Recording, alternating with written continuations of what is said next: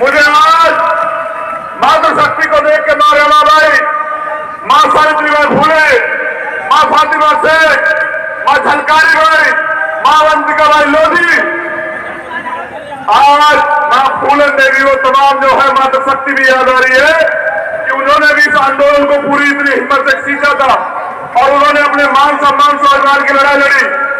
मैं अपनी बहनों से कहना चाहता हूं, सूरज पश्चिम से निकल सकता है, चंद्रशेखर आजाद आपके सम्मान के साथ कभी समझौता नहीं करेगा। मैं अपनी बात को शुरू करूंगा। जिम्मेदार साथियों, ये लड़ाई सेवक से शासक बनने की लड़ाई है। हमें सेवक बना के, पैरों की जूती बना के, गुलाम बना के स्टेज में रखा गया है इस व्यवस्था से, लेकिन आज लड़ाई शासक बनने की आ गई है, क्योंकि बाबा साहब अम्बेडकर ने जब वोट का अधिकार दिया तो उन्होंने यह सुनिश्चित किया कि आज के बाद रानी का बेटा राजा नहीं बनेगा, राजा वो बनेगा जो हकदार होगा, राजा वो बनेगा जिसको योगी उसका जन समर्थन सारे रिकॉर्ड तोड़ देगा। क्या आप मेरे ऊपर भरोसा करते हैं? तो मैं आपसे ताकत मांगने के लिए आया कि मुझे ताकत चाहिए आपके आंसू पोंछने के लिए, मुझे ताकत चाहिए आपके दिल बदलने के लिए, मुझे ताकत चाहिए आपके स्वाभिमान सम्मान की रक्षा करने के लिए। मैं ये बात आपके सामने रखने कि मैं पूरे देश में बहुजन समाज के लोगों के दर्द को अपना दर्द मानता हूं। मैं अपने दर्द को आपसे बांटने आया हूं। क्या आप मेरा दर्द बांटेंगे? क्या कभी मैंने आपके इस मान सम्मान के साथ समझौता किया? क्या कभी मैंने आपको किसी लड़ाई में कमजोर पड़ने दिया? देखो, आज भीम आर्मी के राष्ट्रीय अध्यक्ष जी हमारे बीच नहीं है, वो गए हैं, उनकी टीम लगी है। जो सिंगू बॉर्डर पे जो हत्या हुई है, कत्ल हुआ, सब चुप रह सकते, हम लोग चुप नहीं रह सकते, किसी भी कीमत पर नहीं रह सकते।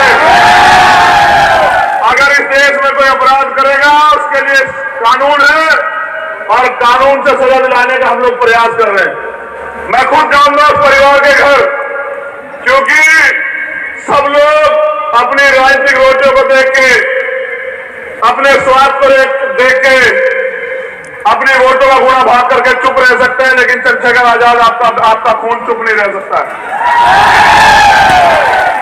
क्योंकि नेता वो होता है जो समाज को तरक्की के रास्ते पर लेके जाता है। नेता वो होता है जो समाज से जो वादा करता है उस वादे को पूरा करने का काम करता है। मैंने वादा किया अपने दबे कुचले समाज से कि आपके आंखों के आंसू, आपकी तकलीफ को दूर करना मेरी जिम्मेदारी, मेरा कर्तव्य है। मैं इसको करके रहूंगा और इसे करने से मुझे दुनिया की कोई ताकत नहीं रोक सकती, आप याद रखना। ये उत्तर प्रदेश है, यहां से युवा रोजगार के लिए दूसरे प्रदेशों में जा रहे हैं। सरकार से रोजगार पूछो तो उनके पास झूठे आंकड़े हैं। मैं पूछना चाहता हूं सरकार से, अंतिम व्यक्ति के प्रति आपकी जिम्मेदारी है, युवाओं को रोजगार उत्तर प्रदेश में क्यों नहीं मिल रहा है? और अगर आप रोजगार नहीं दे सकते तो इस निकम्मी सरकार को सत्ता में बने रहने का क्या अधिकार है? हम तय कर चुके हैं कि इस सरकार को उखाड़ सकेंगे। मैं ये पूछना चाहता हूं, 70 साल में अच्छे स्कूल क्यों नहीं बने? ये देश, इस देश के बहुजन समाज की तरफ से पूछ रहा हूं, अच्छे अस्पताल क्यों नहीं बने? जब भी कोई बीमारी आती है, जब भी कोई परेशानी आती है, लाखों लोग काम के भेंट करते हैं, लाखों लोगों की जाने जाती है। अच्छा इलाज न मिलने के कारण, अच्छी सुविधाएं न मिलने के कारण इन मौतों की जिम्मेदार सरकार है, क्योंकि संविधान प्रत्येक व्यक्ति को बराबरी का अधिकार देता है। हमने इस रैली का नाम रखा है बहुजन बनाओ रैली, भाईचारा बनाओ रैली। तो साथियों, भाईचारा बनाने के लिए ये जो जातियों की खाई है इसको तोड़ना पड़ेगा। हमें जातियों में बांट के हमें गुलाम बनाया गया है। जिस दिन हम जाति से ऊपर उठ के बहुजन समाज के लोगों में भाईचारा बनाने का काम करेंगे, मैं विश्वास से कहता हूं कि इस देश में माननीय काशीराम साहब और बाबा साहब अम्बेडकर का सपना पूरा करने से कोई नहीं रोक पाएगा। अगर आप लोग संकल्प ले लो, आजादी की शुरुआत आपको आज नहीं तो कल करनी पड़ेगी। क्यों ना कल की जगह आज की जाए?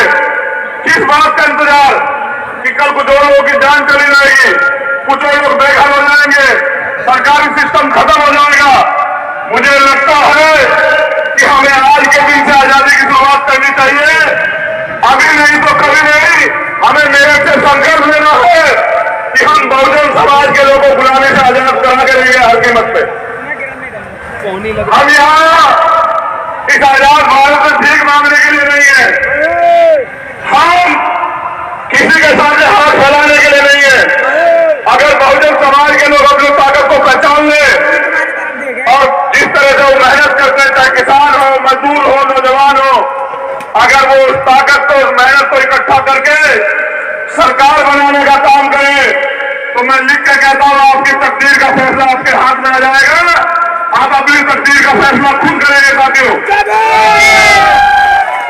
इस प्रदेश के नौजवान को सरकार से मांगने वाला नहीं, सरकार बना के रोजगार देने वाला नौजवान हम लोग बनाने के लिए सड़कों पे निकले हैं।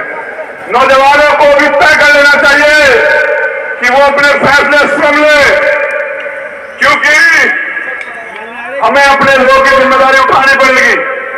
यह आंदोलन सामाजिक परिवर्तन, आर्थिक मुक्ति का आंदोलन है। जब तक इस देश में सामाजिक समानता, आर्थिक समानता, धार्मिक समानता नहीं आएगी, आपको आपकी हिस्सेदारी मिलने वाली नहीं है। मैं यहां पिछड़े वर्ग के लोग मंच पे भी और सामने भी बड़े पैमाने पर उपस्थित है। मैं उनसे भी पूछना चाहता हूं, आरक्षण जिसको सरकार खत्म कर दे रही है, 52% आबादी थी 1931 में पिछड़े वर्ग के लोगों की।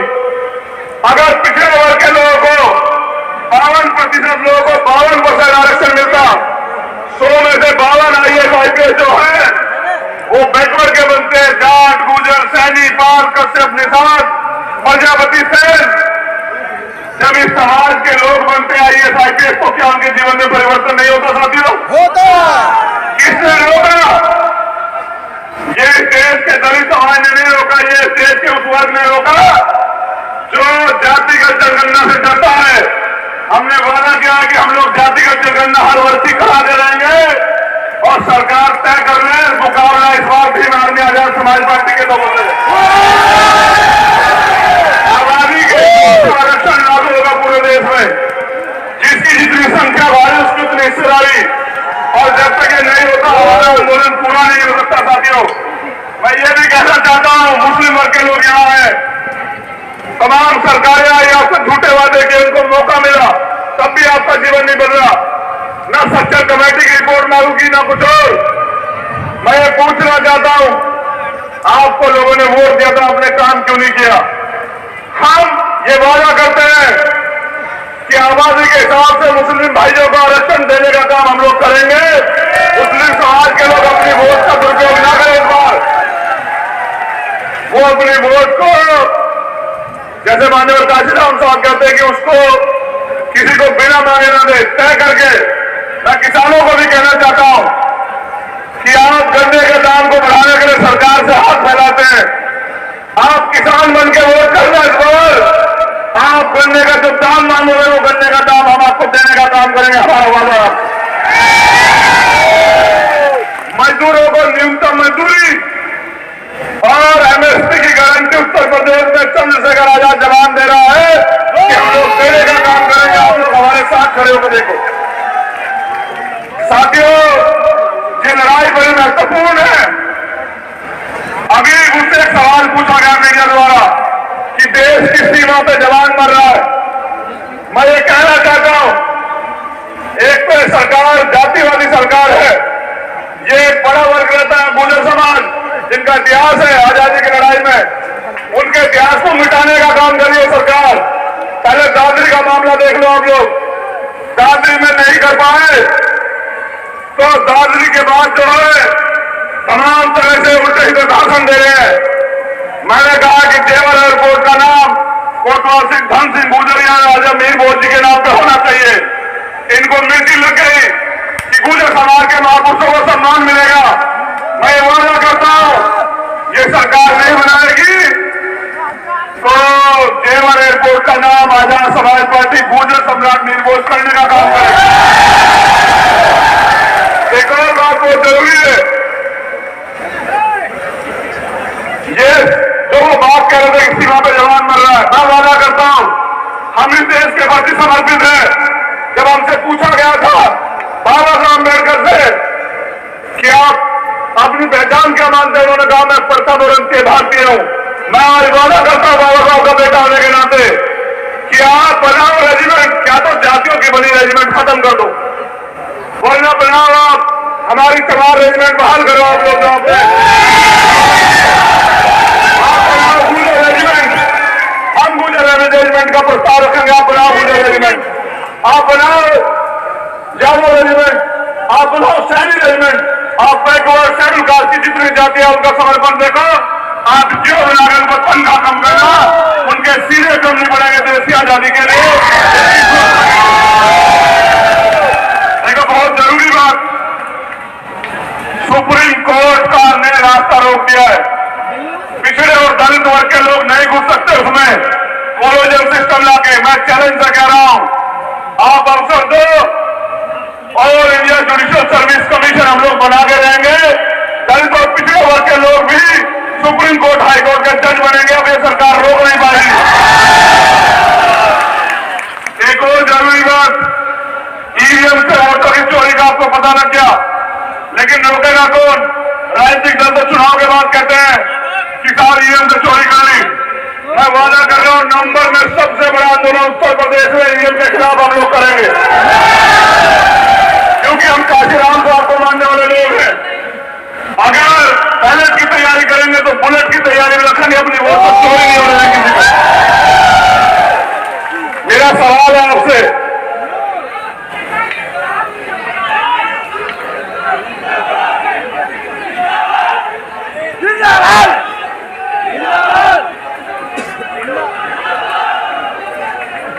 सुनिए, देखो बहनों का ये कहना है कि भाई पीछे हो जाए, उनको देखने दीजिए। बहुत धन्यवाद। अपनी मांग ऐसे रखनी पड़ेगी तभी जाके काम चलेगा। मेरा एक सवाल है आपसे, जनरल बात बता रहा हूं, माताएं बहनें भी सुने और जवाब दे। तुमसे जवाब जानने के लिए आओ। अगर आपको कोई बीमारी हो गई, आप दवाई करवाते हैं, डॉक्टर के पास जाते हैं, हर बार आप डॉक्टर को पैसे भी देते हैं, उसकी कही दवाई से इलाज भी लेते हैं और बीमारी खत्म नहीं हो रही है, तो डॉक्टर बदलने चाहिए नहीं बदलने चाहिए? बताइए। जिनके भरोसे आप ये बैठे हो कि वो सुरक्षा करेंगे सरकार आने पर, मैं आपको जवाब देता हूं कि हम बिना सरकार के भी सुरक्षा करते हैं। अगर मौका मिल गया, किसी का आप जानते हैं ना, तो उनको तो मौका मिला है 4 बार। बताओ आपके जीवन पर क्यों नहीं बदले? बताओ आपके ऊपर जो रेप हत्या होती क्यों नहीं बंद हुई? बताओ इस देश में दलितों में, कमजोरों में जो अन्य अत्याचार होते क्यों नहीं खत्म हुए? मैं आपसे कह रहा हूं, डॉक्टर बदलोगे नहीं बदलोगे? बताओ, क्या आपको डॉक्टर पसंद है नहीं बदलने? बताओ, दोनों लोग बताओ, डॉक्टर पसंद है नहीं बदलने?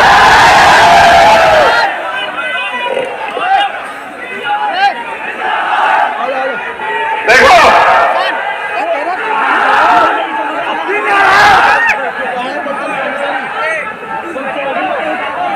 मेरी बात को गौर से सुनो।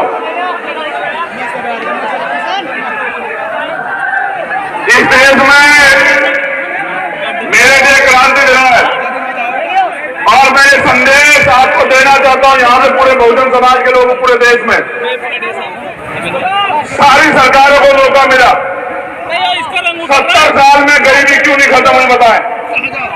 71 साल में सबकी सरकार रही, स्टेट में, सेंटर में, बताइए गरीबी क्यों नहीं खत्म हुई? आज भी देश में गरीब रोटी के लिए मोहताज क्यों है?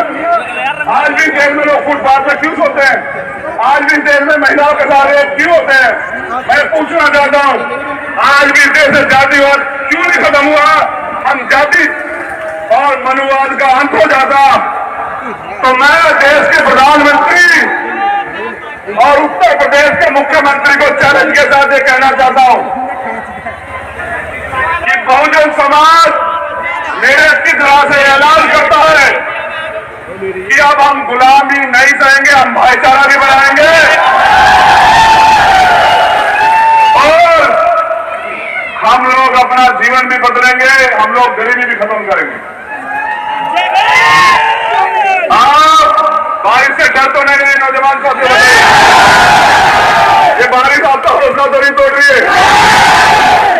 ये तो नहीं डरेंगे, ये तो छत के निशाए में। तुम बताओ। देखो, गौर से नौजवानों के लिए मेरे पास कुछ है।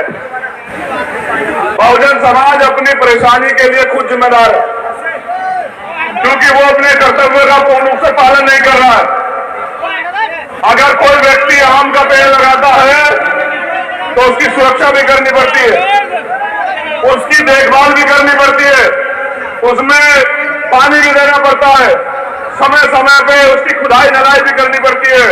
अगर आप अपने आंदोलन को नहीं सींचोगे तो ये बताओ आपका आंदोलन आगे बढ़ेगा कैसे? क्या आप अपने आंदोलन को सींचने के लिए तैयार हो? आवाज कम आ रही है, दोनों हाथ लगा के बताओ। तैयार हो? ठीक है, बहुत अच्छे। एक और इम्पोर्टेंट बात आपसे करनी है। कुछ जनरल मुद्दे हैं यहाँ के लोगों ने दिए हैं। वो कह रहे थे, चुप हो जाओ, नारे वाले रुक जाओ, 70 साल में नारे लगा रहे हो और भूखे बैठ रहते हो, नारा लगाते हो भूखे बैठ रहते हो। मैं ये कह रहा हूं, खड़े हो जाओ 4 महीने के लिए। अगर अंतिम व्यक्ति की भूखोरी भी ना मिटा दूं तो तब कह देना।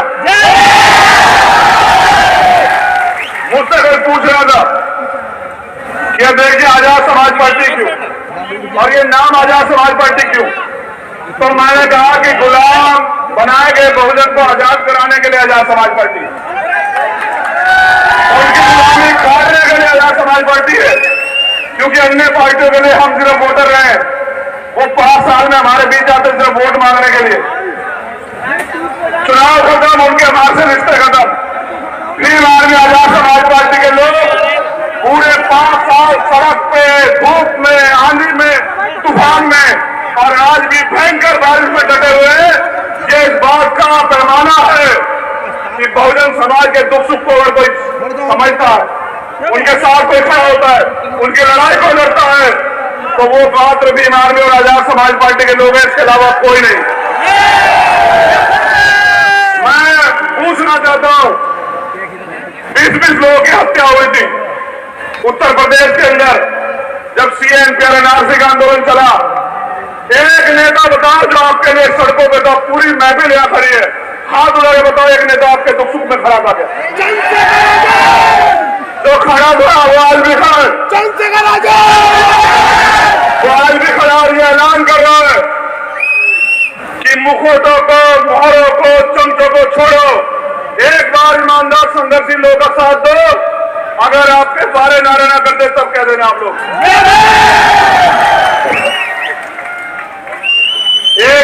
एक बहुत जिम्मेदारी की बात, यही जुनून, यही एक काम मेरा है कि वहां चिराग जला दूं जहां अंधेरा।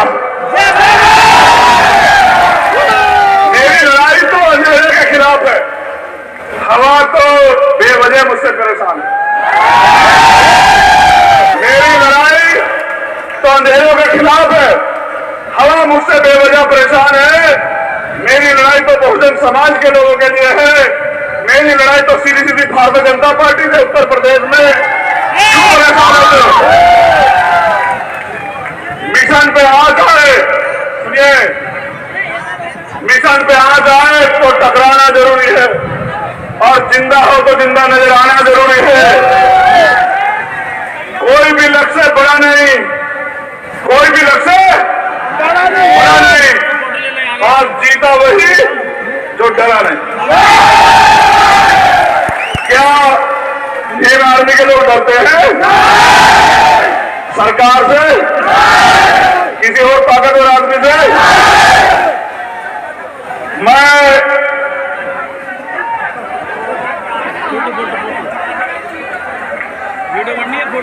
देखो, मेरे पास समय नहीं किसी की बुराई करने का, लेकिन मैं जनरल बात बता देता हूं उत्तर प्रदेश की। यहां के लोगों ने दिया कि दलित उत्पीड़न अगर सबसे ज्यादा देश में गया हो रहा तो वो उत्तर प्रदेश है। दलित समाज के लोगों को सावधान हो जाना चाहिए। आरक्षण को निष्प्रभावी किया जा रहा है, तो यहाँ ओबीसी की जातिगत आधारित जो जनगणना उसको रोकने का काम किया जा रहा है भाजपा द्वारा। लखीमपुर खीरी में किसानों के साथ जो हुआ आपने देखा, हाथरस का मामला आपको याद है, इतना बड़ा मामला था, ये सरकार जागी नहीं। मैं और हिमांशु जी रात में गए, 1 बजे इन्होंने काम लगवाने का काम किया। मथुरा के लोगों ने देखा होगा, हाथरस के लोगों ने रात में सड़क बनकर तैयार हुई है। ताकत है आपकी। मैंने पहले भी कहा था, फिर कह रहा हूं, किसान भाई अगर साथ देंगे तो जितना उनकी खर्चा होता है गन्ने में, उस खर्चे को तो देंगे, उससे अलग गन्ने का दाम वो करेंगे कि जिससे गन्ने का पैदा करने वाला व्यक्ति को ये एहसास हो जाए कि वास्तव में कोई किसानों का हितैषी इस बार जो है वो लीड कर रहा है, वो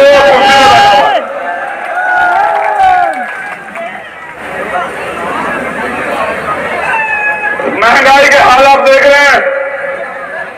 महंगाई के हाल ये है कि जनता रोने को मजबूर है, चाहे वो इलाज का मामला हो, स्कूलों का मामला हो, चाहे वो तमाम तरह से खाद्य पदार्थ हो, पेट्रोल हो, डीजल हो, और सरकार से सवाल करो तो देश जरूरी हो जाते हैं। मैं ये कह रहा हूं, सरकार की गाड़ी तो चलती है सरकारी पैसे से, और आपकी गाड़ी चलती है, आपका घर चलता है आपकी मेहनत की कमाई से। ये दाम इस सरकार ने सत्ता के दम पे बढ़ाया है। क्या आप इस सत्ता को बदलना चाहते हैं? उत्तर प्रदेश की आधी ज्यादा सड़कें टूटी पड़ी है, और सड़कों के नाम पे पैसे खा की भारतीय जनता पार्टी की सरकार यहाँ अपराध चरम पे है।